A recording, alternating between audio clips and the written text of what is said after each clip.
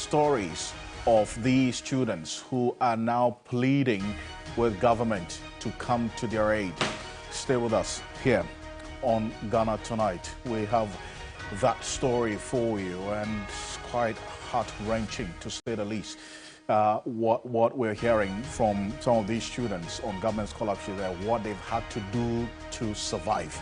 Stay with us. We have a conversation with one of them joining us here on Ghana Tonight from the United States here on Ghana Tonight. As always, you are an integral part of the show. Let's hear from you. The hashtag we're using is Ghana Tonight on Facebook and on X. Let's get talking.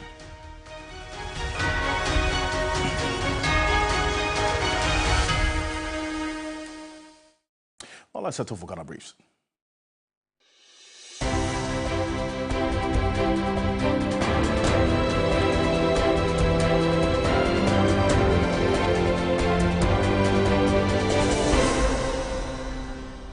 Walewale Member of Parliament Alfred Ocansey has withdrawn from the race to be the party's candidate for the December polls after chaotic rerun, which ended inconclusively. The NP has been explaining the decision to withdraw.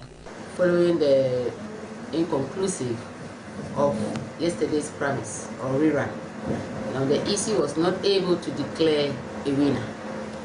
So based on that, I've decided that I want to step down and will not go contest the seat again. Former chairperson of the Electoral Commission, Dr. Alfred Ocansey, is proposing a treasonable charge on election officials who commit electoral offences with the aim of tampering with the will of the people. He said such professional persons know the consequences of their actions and must not be allowed to go scot-free. Dr. Alfred Ocansey was speaking at the ongoing Ghana Bar Association conference in Kumasi. Persons who commit serious election offences, particularly if they are professional election officials or electronic experts, must be severely punished for attempting to undermine the will of the people. The Ghana Integrity Initiative has admonished the political class to crack the whip on persons engaged in legal mining. Its executive director, Mary Ada, on the sidelines of a climate change conference in Accra, says the lack of sanction is a contributory factor for which people engage in the activity with impunity. It is an issue of lack of knowledge, but it is also an issue of lack of compliance and sanctioning, and the fact that corruption continues to breed some of these behaviors. It is an issue of lack of political will. The Ministry of Local Government, Decentralization and Rural Development has launched the Local Economic Development Policy 2024 to 2029, an implementation plan to coordinate and facilitate development at the local level. The 5-year Economic Development Plan, among other things, requires MMDAs to focus on optimizing local resources to create opportunities that enables a conducive local business environment for all actors. The implementation of the 2020-led policy faced a few implementation challenges, which includes limited understanding of the concepts of LED, diverse interests and perspectives of stakeholders, poor leadership, especially at the MMDA level, to drive LED initiatives, limited resources to promote LED initiatives, and the bureaucratic local regulations and process resulting in slow or some extent stored LED actions. The founder of collapsed UT Bank has expressed his belief that it was economically unsound to use $6 billion in the banking sector cleanup and then subsequently seek a $3 billion bailout from the International Monetary Fund. Speaking on Business Focus, Prince Amwabin emphasized that the collapse of indigenous companies can act as a disincentive to entrepreneurship. Take the financial sector. Their figure is that they use 25 billion to sanitize, for the lack of a better word, the financial sector. And then that was about $6 billion at the time, dollars. Soon after that, a year or two after that, you rush to IMF to borrow $3 billion under critical terms, and they hold you by the balls for $3 billion, and you threw away $6 billion. just 2 years prior to that. What kind of judgment is it? It doesn't make sense to me. More than 500 suicide attempts are said to have been made in the last 6 months, with 81 deaths recorded. Experts have described the trend as disturbing, calling for urgent measures to put the situation under control. Experts have described the trend as disturbing, calling for urgent measures to put the situation under control. In Ghana, about 81 lives have been lost to suicide, with more than 500 attempted suicides in the first half of this year alone. This statistic is alarming when compared to the total recorded for the entire year of 2023.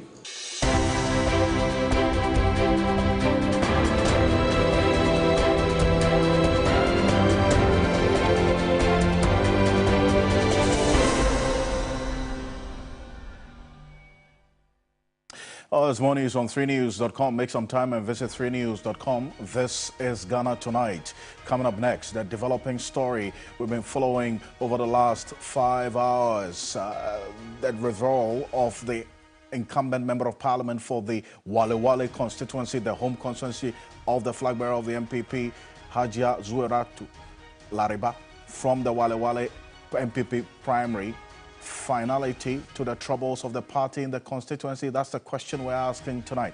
And well, we got this information just some 4 hours ago. The Walewale member of parliament, Lariba Zuera, has withdrawn from the race to be the party's candidate for the December polls after chaotic rerun which ended inconclusive. And the member of parliament has been explaining the decision to withdraw from the race. And you recall yesterday the Electoral Commission took a decision to annul that election because of the violence that we saw. But this is the member of parliament speaking to her supporters. Take a look. Following the inconclusive of yesterday's premise or rerun, now the EC was not able to declare a winner. So based on that, I've decided that I want to step down and will not go contest the seat again. I'm doing this for the sake of the greater New Patriotic Party and Walewale constituency. I'm doing this for the sake of unity, peace, love for the constituency. Well, so she, before this video, which we got some few hours ago, she had issued a statement explaining, in fact, announcing the decision to withdraw. We've got portions of that statement earlier issued by Hajia Lariba Zuera, and she says, quote, "I have decided that in the interest of the greater good of the New Patriotic Party and peace and unity in the Walewale constituency, I will no longer be a candidate for the MP in the 2024 elections." And it goes on to say, again, in that concluding part of the statement, it says, "I am therefore formally withdrawing from the contest. I'd like to thank the party for the honor done me in representing the constituency over the last 4 years and can assure the party of her continued support in the 2024 election campaign." That's how that statement she issued, even before the video you just saw ended. She's talking about the continuous support. But even before Hajia Zuera issued the statement and that decision to withdraw, the party had already addressed the press earlier today, indicating that they were going to have an emergency meeting tomorrow. National Executive Committee will meet to take a decision on what to do going forward in that Walewale constituency, bearing in mind that by Friday, they have to file a candidate. That's the deadline that the Electoral Commission has given. Take a look at the General Secretary of the party, Justin Fimponkodia. Secretary of the party. I want to assure you, the media and good people of Ghana, that the New Patriotic Party will take a firm decision tomorrow at our next meeting. I also want to use this opportunity to commend the Ghana Police Service for their swift intervention in ensuring law and order at Walewale. With the clock ticking, the MPP's ability So that's what the party has decided now. But tomorrow they will take a decision on what the next step will be for the party going into this Walewale constituency and matters arising because of the deadline given by the Electoral Commission. By Friday, they have to name a candidate. And certainly that's going to be a short period for them to even think about a rerun. And then also all that has to happen. So we'll see. We're keeping a close eye on that NEC meeting by the MPP tomorrow.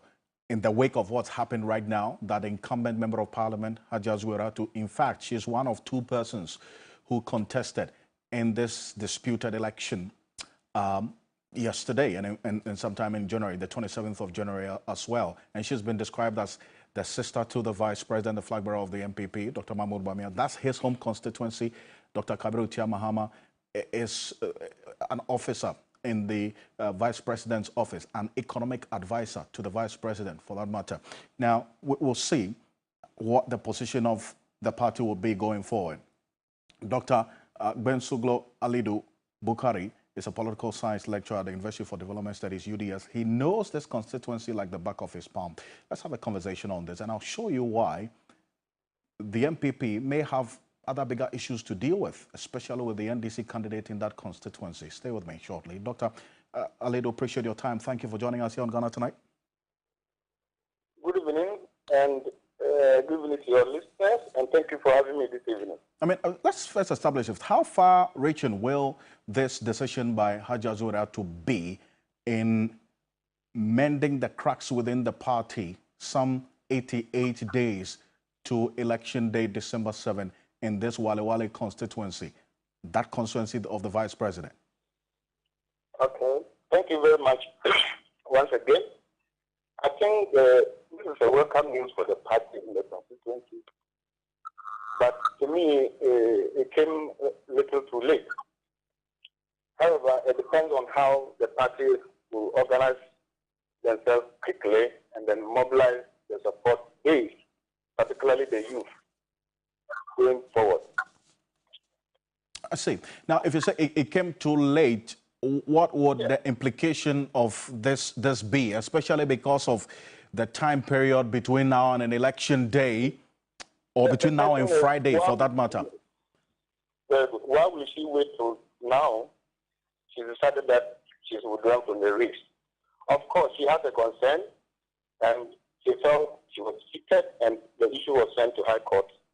And the decision was made that, okay, go back and then fill the delegates. So at the last minute, she's withdrawing. Fine. The question then is, withdrawing this, from the race in itself is not the solution. How will the party leadership in the constituency can safely mobilize the support base and cement the differences?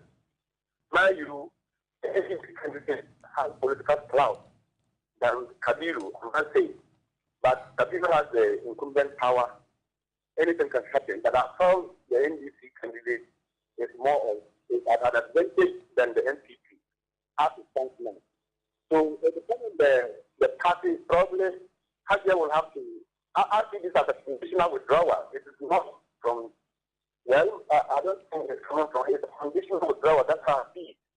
Of course, she should be able to use that and bring the support base of head of Hajia team. Otherwise, I don't think they will still go to this election with divided front. It's a little too late because just it's the election, an issue that has dragged over a period spanning almost 4 or 5 months, and still lingering, then only last minute for you to withdraw. I think it's a serious case. I think the party will have to prevail in the constituency, particularly the vice president, who is also candidate on the ticket of NPP. To use his powers and then quickly bring the people around him and then convince them for a forward march. Of course, voting is all about numbers. You cannot go to the election with divided front. So, like I said earlier, NPP in constituency in Walewale should be fronting Bawumia campaign nationally. So I think as the backyard of the candidate is inflamed, then it's a true case. Of course, the matter has come to an end today. So let's see how this will unfold going forward from tomorrow onwards. Indeed. And quick one before you go. To the extent that now we have Dr. Kabiru Tia Mahama, who is the only person left in this, would it be, from the political scientist perspective, prudent for the party to just go with him or bring in a neutral candidate to contest? That was my position. So, before candidates, they have taken an unfair position. And I'm the vice president tried to convince one of them to withdraw, but they resisted. But it's okay, well, this is democracy. Go and test your popularity. But at the very last minute, the incumbent has withdrawn. That is where the problem is. So I call it a conditional withdrawal. But like I said earlier, the NDC candidate has a political clout over Dr. Kabiru. Of course, he's in power. Maybe he can use his power to quickly galvanize, people to rally behind them and then forget about the past. The common cause is that let's win and win for the MPP. Otherwise, if that language is not resonating with the people, I'm sorry, NDC may still have an edge over Kabiru as it stands now. Well, we'll see how things play out. Thank you, Dr. Bensolo Alidu Bukari, a political science lecturer at the University for Development Studies, UDS. He's been studying the dynamics of the Walewale constituency. He knows the constituency quite closely. But that point about whether the party will take a decision to present Dr. Kabiru Mahama as the party's candidate or consider a neutral person because of the entrenched positions that both Dr. Kabiru Mahama supporters and also Hajiya Zuwairatu supporters took, which indeed we saw the extent of cracks within the party that degenerated into some skirmishes. And let's put it on the screen right now. Those skirmishes that we saw yesterday during the voting process that led to the Ghana Police Service having to come in to take the ballot boxes, and some ballot boxes were reportedly snatched. Some persons who interrupted the process of the sorting as well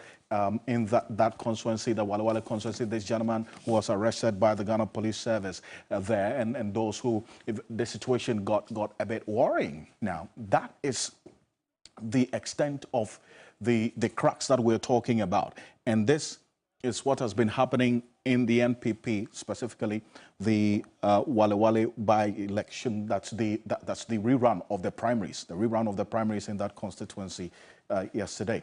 Now, if a decision is going to be taken to have Dr. Kabiru Mahama go, we make reference to what happened on the 27th of January this year. Dr. Kabiru won that disputed primary by some 345 of the valid vote cast, right? But then again, this was what the court took a decision on and quashed this result. So this result does not hold. But to the extent that this statement by Hajiya Zuwairatu Lariba, the incumbent MP, she said was in the interest of the unity of the party in that constituency, how will that trickle down to her supporters as well? How are they going to receive this? What's the strategy of the party? We'll wait to hear what happens next. Is it that's a neutral candidate or somebody who has not been contesting either than Dr. Kabiru or Hajiya be the right choice for the party in the vice president, the flag bearers constituency? Those are the issues at play. And guess what? This is not a constituency that the NPP can go to bed and say, regardless of all of these troubles, we can win this constituency. The history does not support that position by the party. They have quite some work to do. If you look at this, at least for the parliamentary, the NDC has won this constituency before a number of times, as a matter of fact. Won it in 2004, won it in 2008. The PNC has won this constituency before in the year 2000. And that leads me into the year 2012. In fact, if you look at 2004 and 2008, the NPP candidate who won this constituency was one person who has roots in the PNC as well. And the PNC candidate who won the year 2000, this Walewale constituency, was one that eventually joined the NPP in the year 2008 after Dr. Mahmoud Bawumia was named as the running mate to Nana Addo Dankwa Akufo-Addo. So the PNC has some strong roots in there. The NDC candidate, Alhaji Abdallah Abukari, for the 2024 election, has had stings with this constituency since 2008.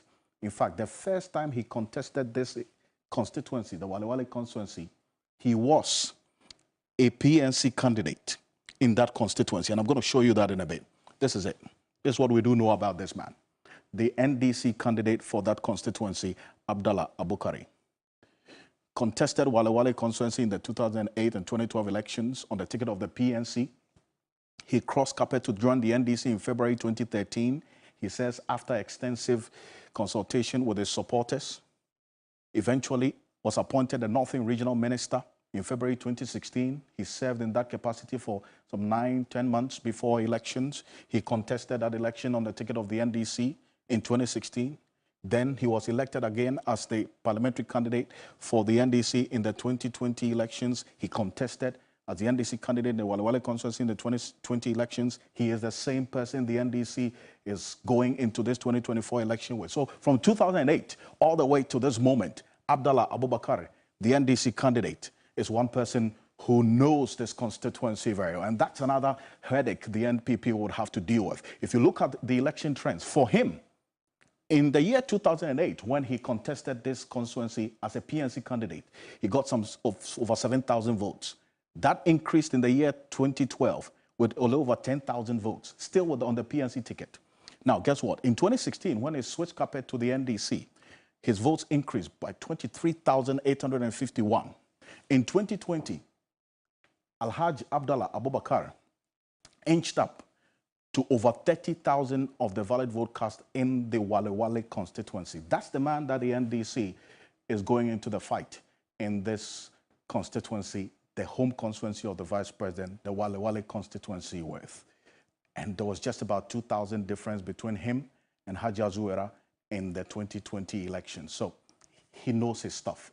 We'll see how things play out for the MPP going forward in the coming days. This is your election command center. Coming up next, President Akufo-Addo is defending what he says is a record in the fight against corruption. We put that to a litmus test in a conversation tonight.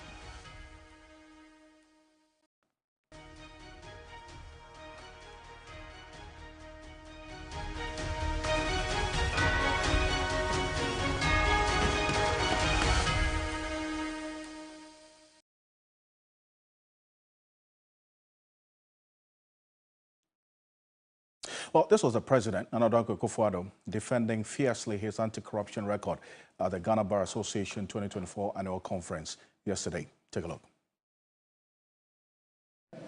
That there's a deliberate, politically motivated effort to stigmatize my government, my family, and myself as corrupt. I suspect, as payback for the damaging allegations of corruption leveled against members of the erstwhile Mahama administration, some of which have led to criminal convictions, and others are still being prosecuted in court. In spite of scrutiny by credible public institutions of virtually all these allegations of misconduct on the part of my government, my family, and myself, which have been found to be baseless, the leader of the opposition, the perennial NDC presidential candidate, continues to describe me as a clearing agent. It is important that I reiterate that I will not abandon under any circumstance recourse to due process in the fight against corruption. Be that as it may, in any event, I will leave it to the Ghanaian public and people. I will leave to the judgment of the Ghanaian public and people to decide whether it is preferable to be a clearing agent or government official one. That's President Akufo-Addo. Adam Sanano is the co-chair of the Citizens Movement Against Corruption. Mr. I appreciate your time. Thank you for joining us here on Ghana Tonight. The president is clapping back at people and organizations that are, in his words, trying hard to tag him, his office, and his family with corruption. He says that is not going to wash because the evidence doesn't suggest so.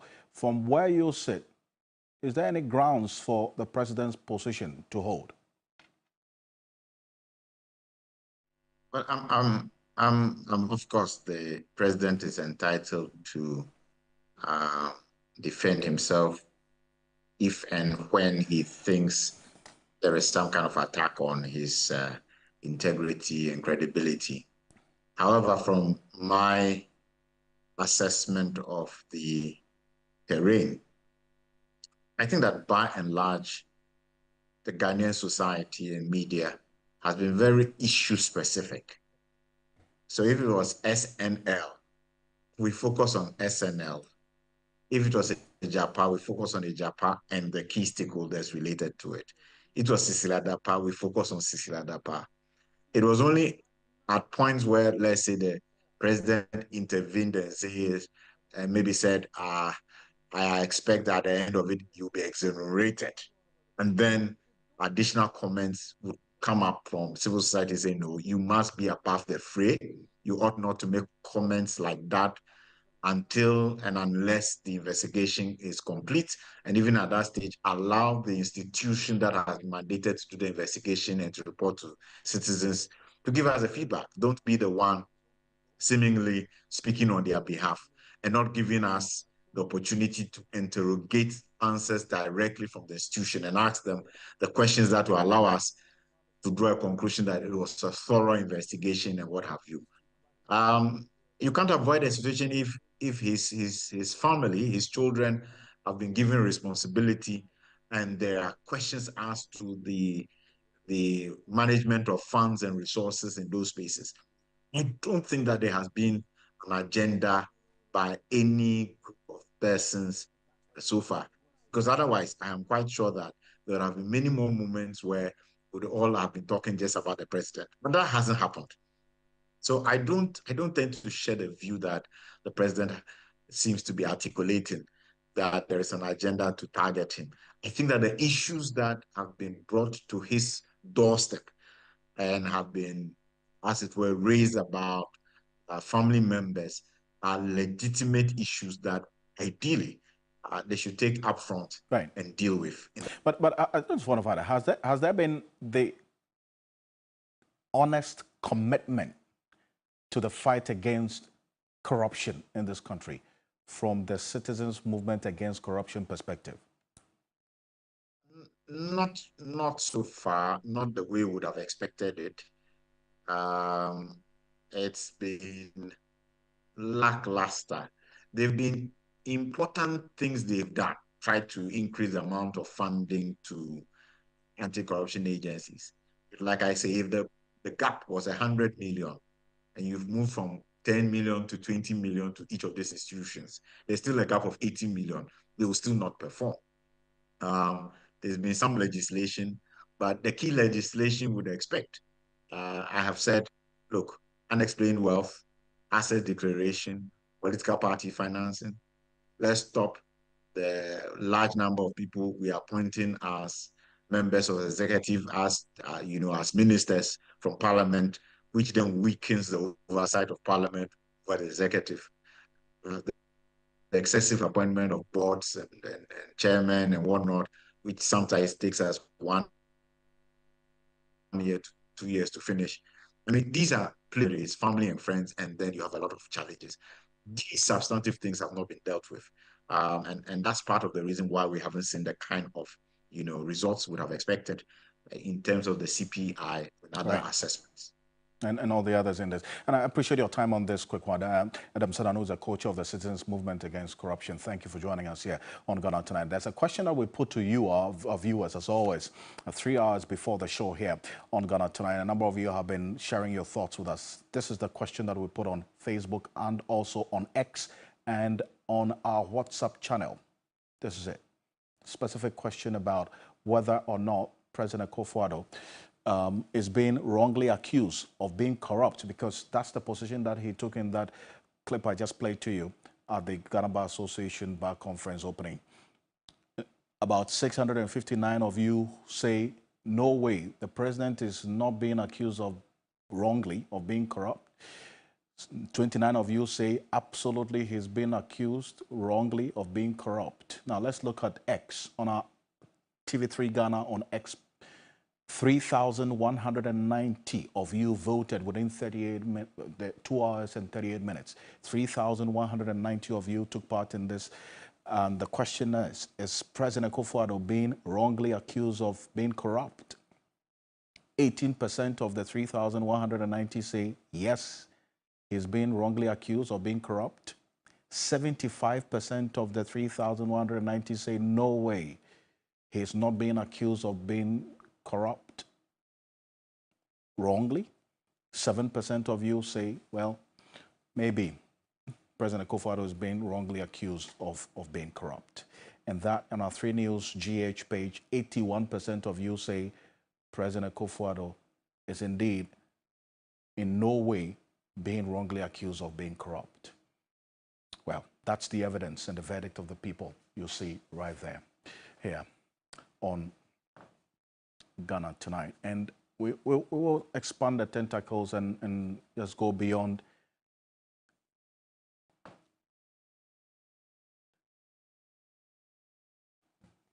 here on Ghana Tonight. And there are some students who have been sharing their experiences with us about what's happening to them. These troubled Ghanaian students on government scholarship abroad pleading for immediate intervention. That's coming up next here on Ghana Tonight, else they will be deported. We'll tell you exactly what's happening to them. One of them joins us right now on Ghana Tonight. Ghanaian students in the United States, Canada, Barbados, Grenada, and Dominican Republic have all expressed worry over the financial difficulties they are facing due to the delay in government stipends. There's a letter that was issued to, in fact, an open letter to President Akufo-Addo on September 9. The students brought to bear the distressing situations that they have been engulfed with due to the financial problems. I'm going to put portions of that open letter on the screen right now, and we're going to have a conversation on this. It's say, stipends have not been paid for 18 months. In fact, some are in arrears beyond 18 months, and some students have not received any stipends for over 2 years. Some students have received withdrawal letters from their institutions, while others have had their visa status cancelled. Female students are often forced into unwanted intimate relationships. That's a very mild way of putting it. And male students, guess what? Resort to seeking financial support from older women or selling their sperms to make ends meet. That's how bad it is. And students who have been withdrawn are not permitted in lecture halls due to unpaid tuition fees. Disbursed $50 million, not adequate to address issues across the UK, the US, Barbados, Grenada, Canada, and the Dominican Republic. Appeal for the release of additional funds to cover outstanding payments for tuition and stipends and equal distribution among students. And this is, look, excerpts of the open letter to President Akufo-Addo by the Ghanaian students on government scholarship, in these countries. And you recall, this is not the first time we're having a conversation like this with these Ghanaian students on student scholarship coming out like this. You recall sometime early part of this year, the students on government scholarship in Morocco also were on this show via Zoom, telling us what they've had to deal with when they went to the Ghanaian embassy there. Pius Lord Apre is a PhD candidate on the Government of Ghana scholarship, studying at the University of Kent Business School. Pius, thank you so much for connecting with us here on Ghana Tonight from the University of Kent in the United States. Appreciate you. First of all, we've just got information about some of the challenges that you face with what I just read to our viewers. But tell me exactly what you're faced with and what you're going through right now. Okay, yeah. So my name is Pius. I'm studying for PhD in business management at the University of Kent Business School. So I enrolled in 2021 September. So I've been here since 2021 September. Of course, I came on the Ghana government scholarship scheme. So the scholarship is supposed to cater for my tuition fees and then my a monthly stipend for maintenance. It is the stipends we use to pay for our rent, our bills, telephone, light, gas, transport, and other personal needs, sometimes buy books and all that. So this money is supposed to be paid every month. But the arrangement was said that for whatever reason, the money will be paid quarterly. Okay, so that was the arrangement. Now, since I've been here since 2021, September, I've only been paid 9 months of stipends. So this is my 37th month, 3 years and a month. So 37 minus 9, it means that I am owed 28 months of stipends, unpaid, as I speak with you. That's not all. The tuition fees has also not been paid. And so as I speak to you, my university has written to me 3 emails, warning emails, that if I don't pay the tuition fees, that's if the Ghana government scholarship, whatever, scheme, if they don't pay the school fees, definitely they're going to log me out of the system and I'm not going to, be able to continue with my academic work. Unfortunately, some of my other colleagues in other universities have been sacked from their universities. They were withdrawn about a month or so ago. And then as we speak, in fact, I think if you check on your WhatsApp, I forwarded you one letter from a student who has been asked by the UK Home Office to leave this country by 9th of November. That's right. And we're going to put that on the screen. So you can imagine the stress students are going through. So for, some of the students, some of them sleep in the libraries because, of course, you can't pay your accommodation. Some of them have been sent to court by their landlords. You understand? Because here it's not like Ghana where, some of these white landlords, they don't understand anything. They just take you to court for the court to demand their money. People are going through hell. I'm sure you might have heard that some male students are actually selling their sperms. Yes. So I know some students from Nottingham University who travel as far as to Manchester, okay, to a clinic to sell their sperms. And the sad aspect is that you go, excuse my language, you masturbate to get the sperms. And then depending on the weight of the sperm, they are paid between £150 and then £250. How dehumanizing can this be? So if the men are going through this, then you can imagine what the ladies are also going through. I hope you understand. The situation is that bad. Wow. It is sad that some people have been withdrawn as we speak now. But the embassy and the scholarship secretariats, no official statement has been released. Ali, just to console these students, just to sympathize with them, just to give them some words of assurance. A friend of mine spoke to an official from the Ghana Scholarship Secretariat. The lady from the Scholarship Secretariat actually told me that, well, there's nothing he can do about it now, so he should brace himself for a deportation. I see. But, I don't know the word to use. How sensitive can you be? So it's a difficult situation here, as I speak. It is indeed. It is indeed. And with what you're telling me that you will have to do to survive, I cannot imagine what's happening to you right there now. But what has the Registrar of the Secretariat, Scholarship Secretariat, been telling you all this while? What's been their response to the issues? Oh, we've had a series of meetings upon meetings. Whenever we have meetings, the registrar, from him, from his words, he makes us understand that he's doing his best. He's written letters to the appropriate authorities, where the money should be coming from. But it looks like, he's not minded or whatever. They don't listen to him. So I'm sure maybe I took it upon myself, to fight for this. So I started some months ago, writing to them, issuing, granting interviews here and there. At some point, because of the interviews I was granting, I was tagged, quote unquote, as an NDC person who wants to sabotage the government, make the government unpopular. I was like, no. If students are not, we are going through this, why shouldn't I talk? Because of politics, I shouldn't complain. Come on. So you see, it's not easy. So that's, I don't know what to add. I don't know what to say, but it's been difficult. I see. And this is worrying. You're saying that some of the male students on Government of Ghana scholarship have to sell their sperms to survive 150 to 200 pounds? That's what's happening? Yes, yes, yes. I can send you. You see, as we speak now, you can't see. Somebody just sent me a message.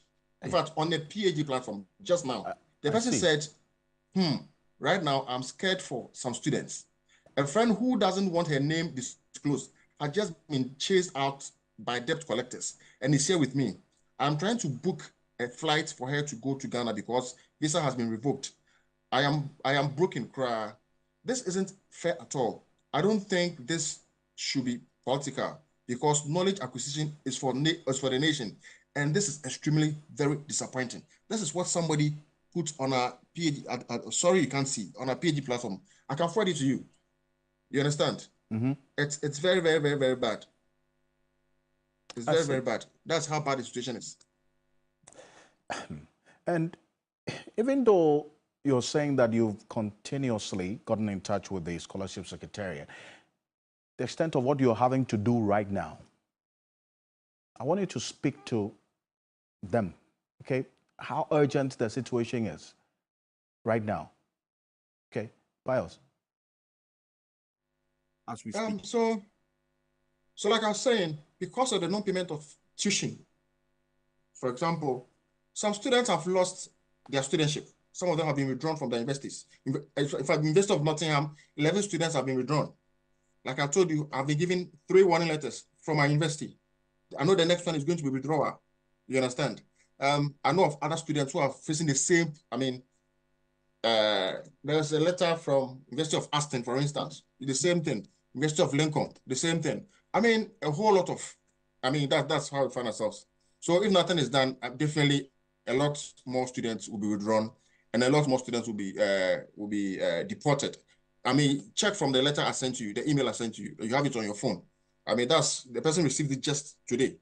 You understand? When we're chatting in the afternoon, that's when the person sent it to me. You can see it. That's for the tuition. For the stipends, like I said, I am owed 26 months. No, sorry, 27 months of how do I pay my bills? And so unfortunately, the student visa permits us to work just 20 hours. I can tell you for a fact, 20 hours can't pay half of your rent. 20 hours can't pay. So are they telling us we should do illegal jobs? That aside. So you see, the situation is not easy. It is that bad. And even with the 20 hours, sometimes you can't even get to work because, look, the activities on campus are so much. I mean, you have to attend workshops, you have to attend seminars, you have to meet deadlines. So you can't even have the time to go and work. That's the whole point. Last semester, for instance, my supervisor wanted me to attend 2 conferences, one in Germany, one in South Korea. He sent an email, I told him point blank. I was like, Prof, I'm sorry, but I can't attend this conference. You understand? Because I can't afford. Even money to pay my rent is a problem. So imagine traveling from here to South Korea, traveling from here to Germany, the air tickets, and that was the 3rd time I had missed a conference. I mean, because of, meanwhile, your other colleagues from Asia, from other African countries, from the Western European countries who are also on scholarship, they go, you understand? They attend all the conferences, the exposure and all that. The only conference I've attended since I came here was right after my first year. Even for that conference, it was my school that paid for me. I remember when it was time for me to collect my data for my work, and I had to come to Ghana. Look, 4 or 5 months after my questionnaires and my ethical application was approved for me to go collect the data, I couldn't afford a ticket. So after 4 months, my supervisor was like, what are you still doing here? He had to take my school, my university, to, I mean, squeeze somewhere to buy the ticket for me. So it was my school that bought a ticket for me to come to Ghana to collect the data. That is because Scholarship Secretariat has refused to pay my refused to pay my stipend, so I couldn't travel. That is how bad it is. There's a student, a friend of mine now, is at Lincoln University. He has to come collect data. He's working on artisanal mining. I mean, a situation that is dying. I mean, like, you know, that is so killing Ghana as we speak now. And Pius, look, lots of us here are heartbroken about what you're going through there. And to get to know that, you know, these female Ghanaian students on government scholarship are, as you put it in your words, they're forced into unwanted relationships. And that's a mild way to tell us what they are doing. And the men having to sell their sperms for 150 to 200 pounds to be able to survive. That's troubling, to say the least. But when the vice president, the flag bearer of the MPP, met the media a couple of weeks ago, there was a question that was put to him about this. Take a look. Been made very aware of this issue. It's not new because students have and parents have gotten in touch with me about the awards and scholarships and so on. So we're talking with the Ministry of Finance and the Scholarship Secretariat.